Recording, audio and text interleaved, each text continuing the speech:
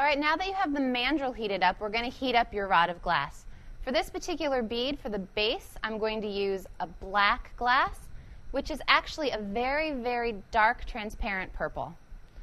Now, while you're heating your glass in the tip of the flame, you want to make sure that you keep the mandrel in the bottom of the flame so that it can stay warm.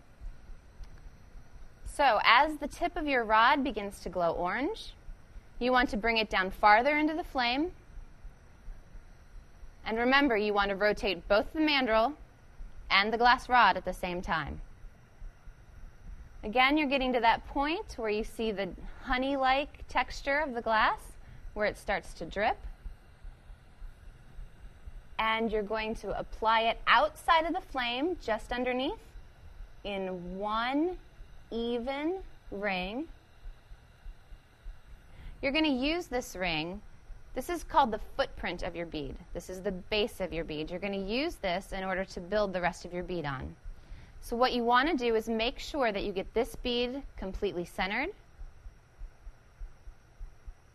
just by using heat and gravity. And there you have the beginning of a round bead.